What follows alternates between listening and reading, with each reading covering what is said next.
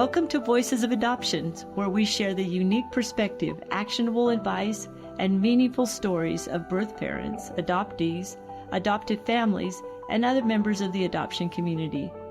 I'm Donna Pope, your host, and I'm so glad that you're here.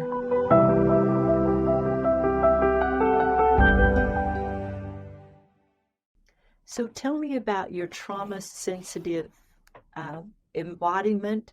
Yes. Tell me about how that works. Well, I'm certified 200-hour yoga instructor. I studied Kundalini yoga, which is the yoga of awareness, because it uses every aspect of you, the breath work, the postures, the mudras, the mantras. It works everything together. And then on top of that, I have taken 2 different trauma-sensitive yoga therapist courses and another one with, I took specific polyvagal theory yoga training with Dr. Ariel Schwartz, which literally wrote the books on PTSD. And I studied under Dr. Stephen Porges, who wrote polyvagal theory, and Dr. Peter Levine and Deb Dana. There's courses online that you can take, and I've taken several months long courses underneath them.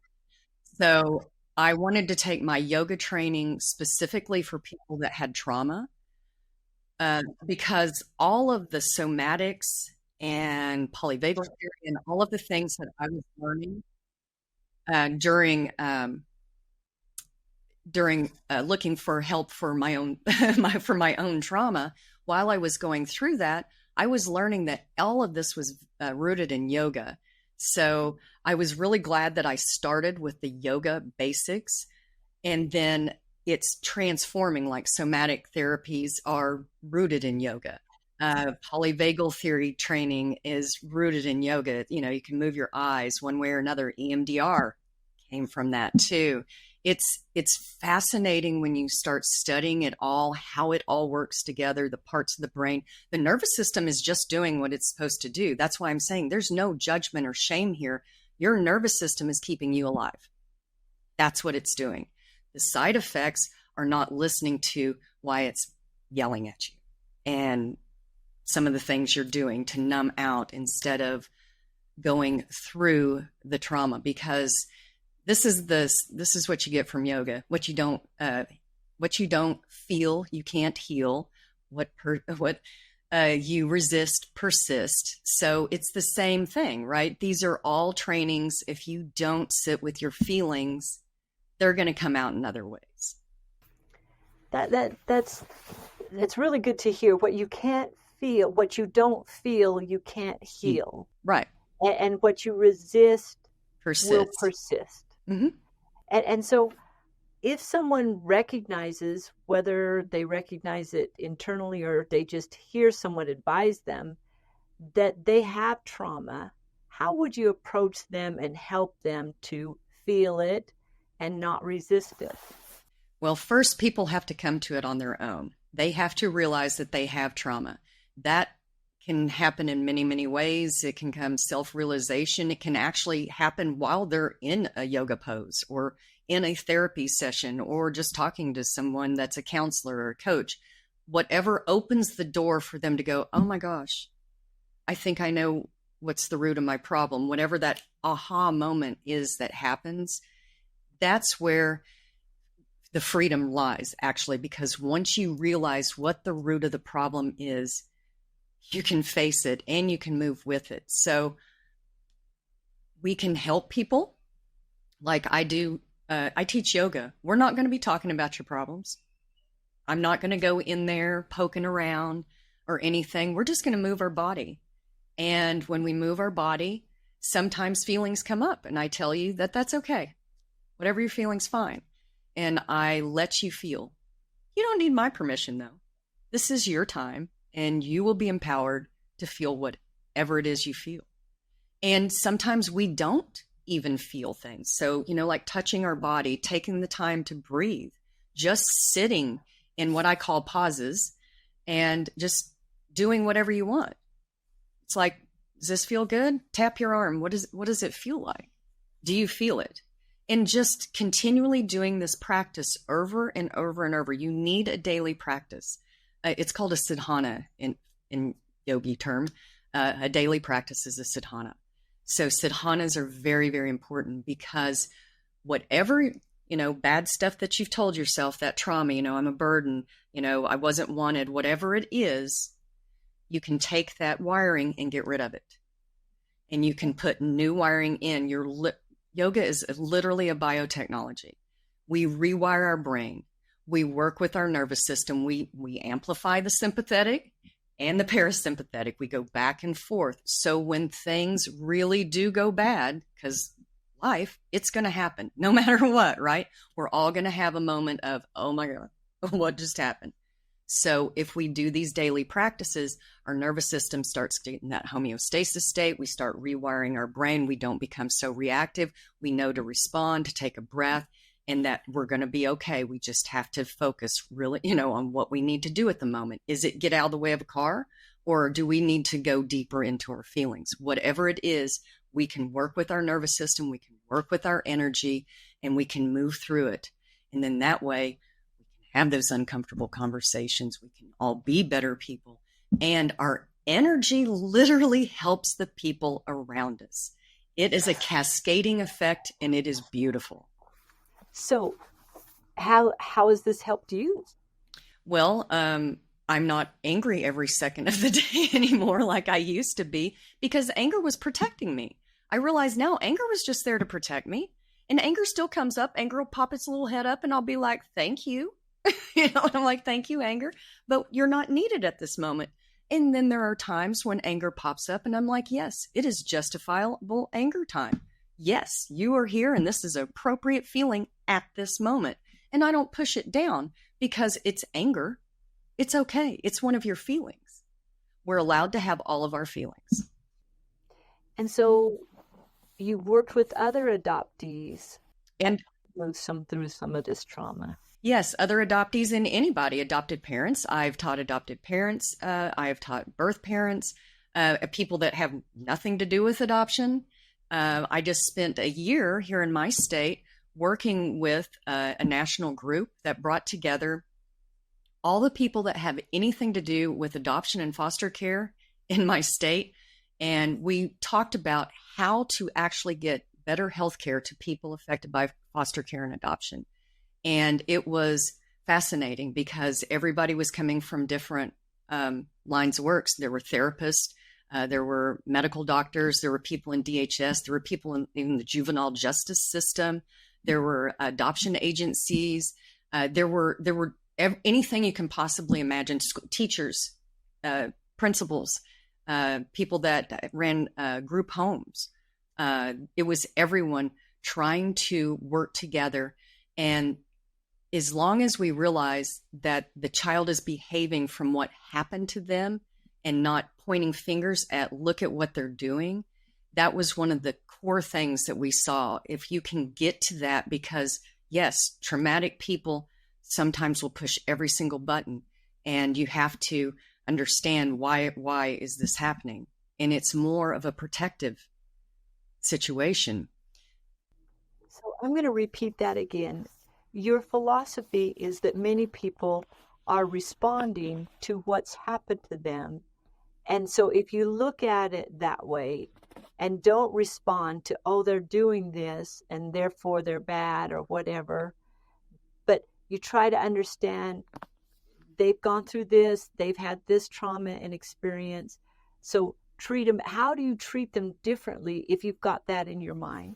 Well, that's where the training needs to come in, because they're one of the main factors in what I was doing is they put together a training program. The National Center put all these things together for a training program to send out to therapists, to doctors, to social workers, to everyone, that so that they would understand that, because that's the core issue.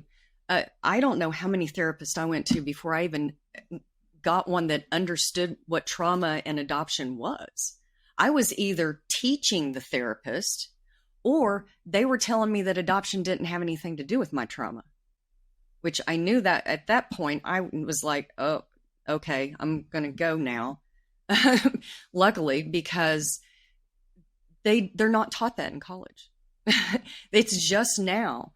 And I know my state is pushing it out, but I mean, a lot of states, they don't even teach it in college. And there are people that are therapists that are saying that they're trauma informed and adoptee competent, and they're not. And they're making things a lot worse because they're looking at it from, well, it can't be that, but it is. It's the most obvious thing that you were separated from your family. Again, whether it was necessary or not, that is a disconnect. And especially as an infant, well, I can't say especially. Everybody's trauma is equal. I don't. We'll cut that part out because that was no one has more trauma than the other. That's not what I was saying there. We need to look at trauma through a lens of a healing aspect and how we can help people come to realize what is the pain, what is the grief, what is the anger, instead of why are you having grief? Why are you angry? And if we can get there, we're all going to do better. We are all going to do better. So I'm going to repeat that again too. So the distinction you're making there is that we need to look, what is the pain? What is the grief? More so than why? Help me see the difference between those two. So the pain can be a grief of a loss, and it can also be a physical pain. So there is a what and there is a how. So there is a distinction. When I'm going through the body and I'll be like, how does that feel? It could be a physical feeling or an emotional feeling. And those are two different things that can be differentiated also. And they'll be treated in different ways. Is it a physical pain in your back that, is it there? Or is it a feeling that won't go away? Because your physical form will hold pains of unresolved trauma. They've even proven now that our stomach has more sensors than basically our brain, that our feelings are more down in our gut. And that's why a lot of us suffer with stomach issues, our skin too. A lot of adoptees, I am prone to skin issues because it's our largest organ. So it shows up in other ways. So focusing on, let's just talk about what the pain is that you're experiencing. Right. And not worry so much about why. Let's just face what it is. One step at a time. And if it's just, what does it feel like? Do you have a feeling? Because some people can't even feel their own body. It might take a while before they can even get to that point. And then trying to identify might be too big of a step. So that's why, to me, there's the safety steps really do correlate with like Maslow's hierarchy of need and the chakra system, because we always start at the root. If you don't feel safe, you can't move up. And we all understand that. So you can take it from Maslow or you can take it from chakras, whichever way you want to come at it that speaks to you and language that makes sense. If we're not safe and secure, we can't move up. So one thing I've noticed with almost every adoptee is that root chakra. It is something that needs to be worked on because people are always a little bit more. Help us understand, for those of us who don't understand. Yes, the root chakra is your safety and security.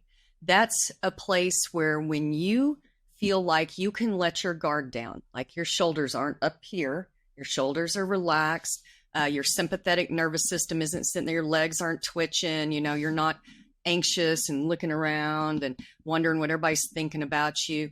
When you can get to a place of, I'm safe, I'm okay. The tigers aren't coming. I don't have to look around. I'm breathing normally. I don't feel tension in my body. I'm in a place of safety. A lot of people never get to that safety place until way later in life, and where they can actually look at what they're truly feeling through the physical. So like where they're going in their mind. My husband said, oh, those are the dangerous places. That was his term when talking about the places he didn't want to go. And I said, and And so I know what he's talking about. And those are the places that, maybe something happened to you as a child that you don't want to talk about. Or in adoptees, it could be the unknown. I don't even know. I don't know who my parents, my original first family, my biological birth family, whatever language is comfortable for you, who they are, what they look like. And there's that loss of identity.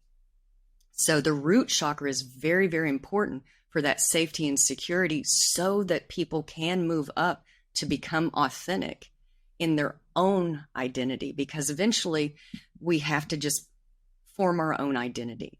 We're not our adopted parents. We're not our biological parents. We're both and neither. And it's okay to feel that. And that's where you get to move up. But you have to be in a safe place to be okay to say that. And without people going, what do you mean? Without worrying about the other people's feelings, so that you can be fully authentic within yourself. Yeah. Yeah. I really appreciate this. There's a lot of anger sometimes, and you experienced it yourself. You talk Absolutely. about that anger, and I hear that anger. So let's suppose someone came to you and they were experiencing the trauma that they felt from whatever reason. They didn't have a good adoption. They were angry about being adopted. They were angry that they couldn't have children like your adoptive parents were. How would you then begin to approach them to help them? Well, because I believe with working with the body, I would suggest a daily practice, whether it was with me or someone else. Obviously, I would love to work with someone every single day, but that's not practical either, because you really do need more than one type of somatic practice, I believe. I think yoga should be done 3 to 4 times a week, probably 4, and then the rest of the time it should be something else. Whatever, shake it up. You go to different instructors, make it fun, because it's something that you're going to need to do. It's something we should all do to be our best selves. I mean, even if you don't think you have trauma, do this, because it will help. And after a while, I would probably move into, how does your anger feel? Where are you feeling it at on the mat? I wouldn't talk about it right off. If we were working one-on-one, I would let them work the practice for a little bit and just ask, what are you feeling now? And if they say, I'm feeling really angry in this position, to me, I would notice which position it was in. And then I could say, okay, maybe we go and meditate on that anger. Let's go into it. Why is it angry? Will anger talk to you? Ask permission. Ask permission if anger will talk to you. This kind of gets into IFS, because IFS is internal family systems or parts therapy, and anger is a part of us. So if we can ask anger, why is it angry? It might calm down enough to say, well, as a young child, X, Y, and Z happened. And you go, okay. So you're protecting your younger self. Thank you. And you go into it very gently, thanking anger for being there. We appreciate it.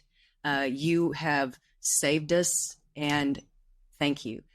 And then say, can I talk to the young child? And then hopefully at that point, the young child will feel safe enough, because we asked permission. This wasn't forced. It was something that's coming along willingly. And then that child, we can go in there. That's usually when a breakdown will happen. That's usually when tears and spiraling, and you may be a day in bed. It might be whatever. It might be a week. You may feel this for a while. However long you're going to feel that, it's okay. And it's like, what are we going to name this? Are we going to name this grief, loss? What is the language that you need to say in this moment, now that we have gotten to the root cause of why anger is always foremost? Yeah, no, I see that. And how effective has this been in your experience? Well, yogis have been doing it for many, many years. And I would say it's very effective, because science is literally proving it every single day, that these practices, these mudras, these mantras, this breath work that we do literally works our nervous system, which is what we're doing. That's, again, remember I said there's no judgment here. This is just our nervous system doing what it needs to protect our body. So once we can talk through that, our feelings, because logically we can know that, right? We can go, we know this is our nervous system doing this, but if our feelings are blocking it, feely brain always rules logical brain is what I say. And we want to switch that around maybe, or have a good balance, right? We don't want it to be lopsided. We want a good balance because we want to be able to feel everything. That's what life is all about, the good and the bad. But when the bad comes, we don't want to get stuck there. We want to be able to go, you know what? It's okay to cry. I can have my feelings right now. This is okay. It's okay. I'm not bothering anybody. I'm not anybody's burden. I'm having my feelings. And that's empowerment. That's empowerment. And you've done that with many adoptees. Yes, as well as birth mothers and adopted families. Anyone that wants to join my classes or take private classes, this is what we do. We just let you pretty much guide what's going to come out. I have many people sometimes will cry on the mat, and I'm like, that's okay. Then I've had people tell me, they're like, oh, that one pose made me so mad at you. And I'm like, congratulations. Yes, that's fabulous. So you felt mad at me. Go with that. I'm not taking it personally because of position. I'm like, congratulations. You broke through. You had a feeling, you're angry at that. And I'm like, now I'll go with that. Was it the position? Was it physically hurting you? And you were like, I don't like this? Or was something breaking loose that wanted to talk to you? And that's what it is. You just keep asking questions and allowing, not resisting, right? We don't resist. It'll persist. We got to feel it to heal it. I loved what you said when you said that they may say, that made me angry at you. Mm-hmm. And your response was, go with that feeling. It doesn't hurt me. I'm not offended. If we loop that back to you as a child being able to talk with adoptive family, your adoptive parents, wouldn't that have been nice? Oh, yes. If you could have said, I am angry, and they be able to say, go with that feeling. I'm not taking it personal. That's how you're feeling. Wouldn't that have been nice? Wouldn't that have been nice? I know. Wouldn't that be beautiful if we could sit down and have uncomfortable conversations and then feel better about it afterwards? Because that's what usually happens. It's what usually happens. Sometimes we may have a little boo-boo afterwards, but if we think about it and calm down into it, usually afterwards, aren't our relationships better and stronger? They're much better. They're much better. Tell me about your Patreon. My Patreon, yes. I have a Patreon group, and you can sign up there, or you can sign up for individual classes on my website. The Patreon, it talks about things I give. I do a monthly newsletter. You're also privy to videos that I've made. I have videos on my website too. I have workshops, and I just recently this year did a video with another fellow adoptee that she does EFT tapping, and I do the embodiment. So we worked the practice together, and it's set up into like 4 segments. So if you only have time for one, or you're feeling one or the other, you can do it that way, or you can work all the way through the video. That's on my website. And like I said, I have some workshops there. And for anyone that would like to try a free class, I do them on Monday and Wednesday on Zoom at 11 a.m. Central Time. And just say that you heard this on Voices of Adoption, and you get a free class. How about that? You just message me, because and Donna is going to put my information, I know, in the show notes. Just email me and say, hey, I heard that you give away free class. And I will send you, I'll find out which day you want, and then I'll send you the Zoom link. Now that would be amazing. Because you too, Dawn, if you want to join. I may take you up on it. Good. I'd love to see you in class. I will tell you, I'm an adoptive mom. Yeah. I have had my own trauma, which we all have had.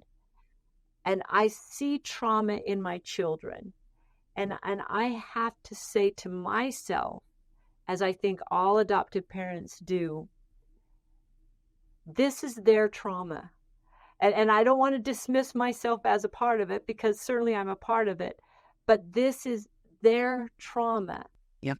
How can I now help them go through it without feeling like it's my fault and become defensive because I think it's my fault? Perfect. Instead, try to help them through it.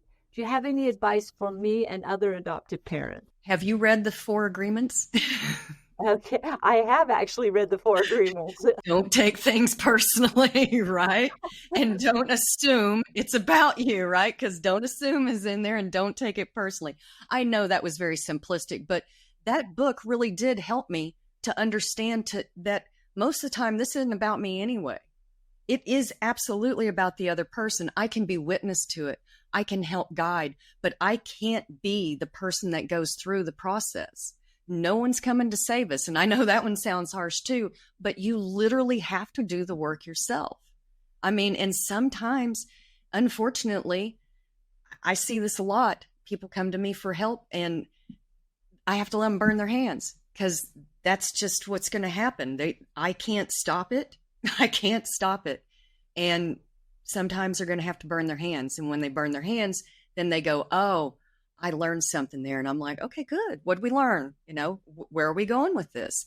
And again, hopefully it's not something too tragic, but going through something painful does help us too. But don't let them go through anything too painful. That's the thing. It's like we have to guide.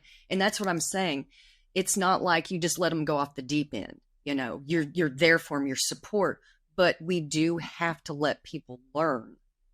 And that is where you let it be open. How are you going to deal with this?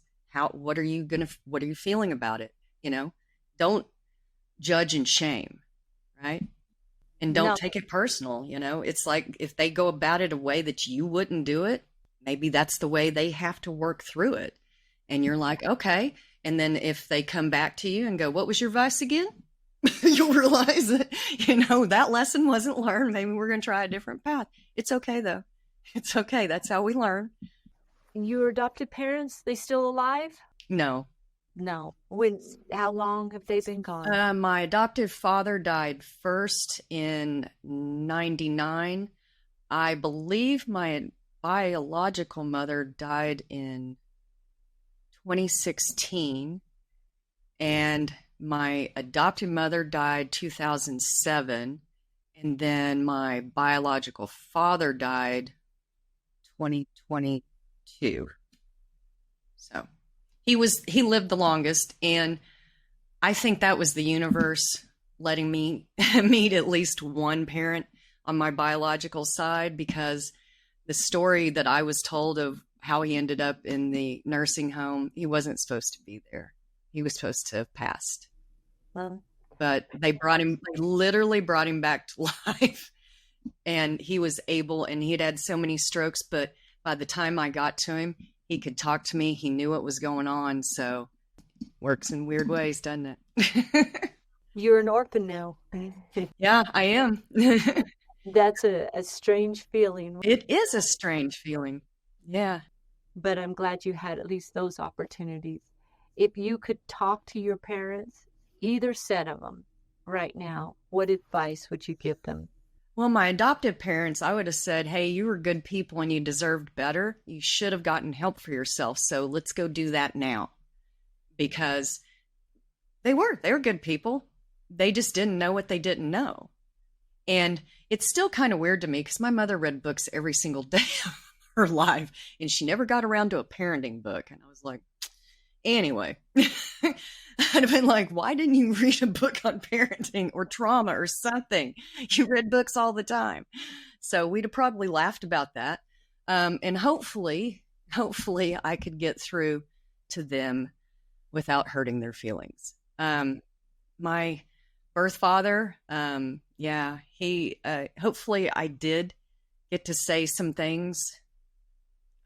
I don't know what else I could even say to him, because we were just getting ready. We were just getting used to each other after 3 years, and then he was gone. So I was just starting to feel really comfortable. I know I had a comfortableness when we met. It was weird. It was like on an energetic level, but there was still that guard up because this is a stranger. I don't know this person. And of course the trauma was like, run. So I had to work through that, literally. And my birth mother, I would have just said, I wish, it's too bad you couldn't get over your shame. Yeah. Donna, I appreciate that. I appreciate that. So what would you give advice to other adoptees who are feeling sort of like you? Find places where you can speak and say what you want to say. Wherever that space is, whether it's a therapist office, on the yoga mat, in a private group like mine, wherever you feel comfortable.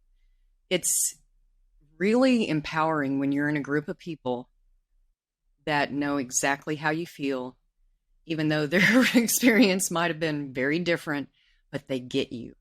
They just get it. And you don't have to, go, oh, am I going to say something's going to hurt somebody's feelings? Let yourself be authentic. Speak what you want. There's ways of doing and saying things that you don't have to worry about hurting people's feelings. And there's a way to get that anger out. As a matter of fact, we were talking about it today in my yoga class, smash rooms. I highly recommend smash rooms. Yes, because you're in safety clothing. You can put your music on. You can do you. You can do what you want.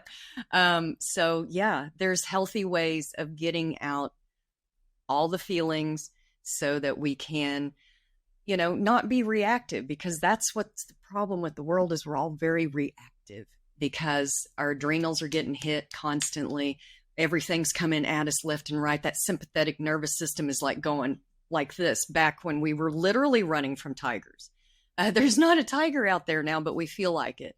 And we have to understand that this isn't judgment. It's just our body protecting us. It's maybe study it a little bit. It's kind of cool. When you start feeling those things, you're like, oh, okay, I know exactly what that is now. And now I can start breathing and not, start reacting and being just horrible or, or whatever it is. It might be numbing out too. It's all, we do different things to soothe and to calm ourselves back down. So let's do it healthy. Yeah. I've loved this conversation. Thank you so much for being a part of it. Oh, Donna, thank you so much. We'll talk to you soon. Okay, bye. Thank you for listening to Voices of Adoption. I'm Donna Pope. Every voice in the adoption triad deserves to be heard and understood. Visit voicesofadoption.org to subscribe and access our additional resources. And join us next time as we continue to build bridges through conversation.